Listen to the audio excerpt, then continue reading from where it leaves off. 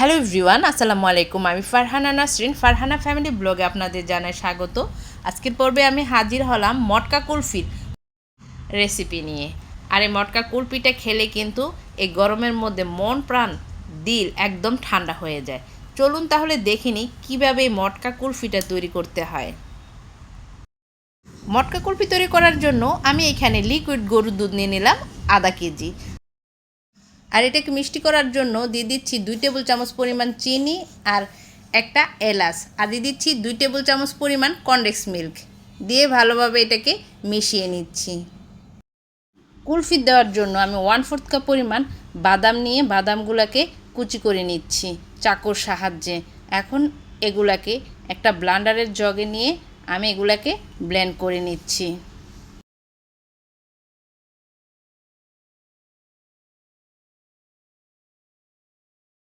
দেখুন আমি বাদামগুলোকে পাউডার করে নিয়েছি। এখন এগুলাকে আমি দুধের মধ্যে দিয়ে দিচ্ছি, আর সেই সাথে দিয়ে দিচ্ছি 1/2 কাপ পরিমাণ দুধের সর, 1 টেবিল চামচ পরিমাণ পানি দিয়ে ভালোভাবে ব্লেন্ড করে এর মধ্যে দিয়ে দিচ্ছি। এখন নেড়ে নেড়ে এটাকে আমি ঘন করে নিচ্ছি।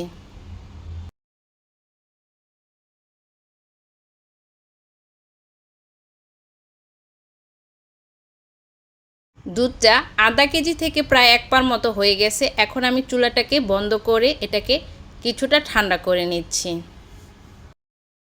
অবশ্যই এটাকে নেড়ে নেড়ে ঠান্ডা করে নিতে হবে, নইলে কিন্তু দুধের সর পড়ে যেতে পারে, মোটা সর।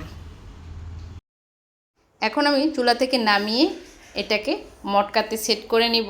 সেই জন্য কিছু মাটির মটকা নিয়ে নিলাম, আর মটকাগুলোকে আমি ভালোভাবে ধুয়ে পরিষ্কার করে নিয়েছি। এখন এর মধ্যে আমি পরিমাণ মতো কুলফির মিশ্রণ দিয়ে দিচ্ছি। আপনারা যারা নতুন এসেছেন আমার চ্যানেলে, প্লিজ আমার চ্যানেলটি এখনই সাবস্ক্রাইব করে পাশে থাকা বেল আইকনটিতে ক্লিক করে ফেলুন। আর যদি এই কাজটি করে থাকুন তাদের জানাই অসংখ্য ধন্যবাদ। যারা ফেসবুক পেজ থেকে দেখছেন আমার পেজটিকে ফলো করার জন্য বিশেষ অনুরোধ রইল। মটকা কুলফির উপর দিয়ে দেওয়ার জন্য 1 টেবিল চামচ পরিমাণ কাজু বাদাম আর কাঠবাদাম নিয়ে নিলাম, আর এগুলোকে চাকুর সাহায্যে একদম কুচি করে কেটে নিচ্ছি। এখন আমি এগুলোকে অল্প অল্প করে এগুলার উপর দিয়ে দিচ্ছি। আর সেই সাথে গোলাপের পাপড়িও ছিল দেখার সৌন্দর্যের জন্য। যদি না থাকে গোলাপের পাপড়ি, এটা বাদ দিতে পারেন, এটা অপশনাল।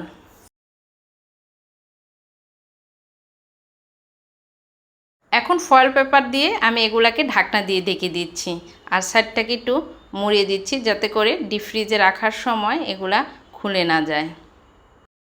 ফয়েল পেপারটা না থাকলে ঘরে যদি র্যাপিং পেপার থাকে তাহলে ছোট ছোট করে কেটে দিতে পারেন। এখন এগুলাকে আমি রেখে দিব 7 ঘন্টার জন্য ডিপ ফ্রিজে। ফিরে আসলাম 7 ঘন্টা পর।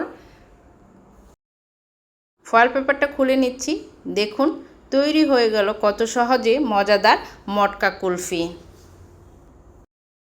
এখন এগুলা খাওয়ার পালা। যে পরিমাণ গরম পড়তেছে, আমার ছেলেরা তো এটা খাওয়ার জন্য একদম দাঁড়িয়ে আছে। আপনারা এভাবে সহজে একদম ঘরে তৈরি করে নিতে পারেন মটকা কুলফি। আশা করছি আজকের এই রেসিপিটা আপনাদের ভালো লেগেছে। ভালো লাগলে অবশ্যই আপনারাও ঘরে তৈরি করে খাবেন। সবার সুস্বাস্থ্য কামনা করে আজকের মতো আমি এখানে বিদায় নিচ্ছি। আল্লাহ হাফেজ।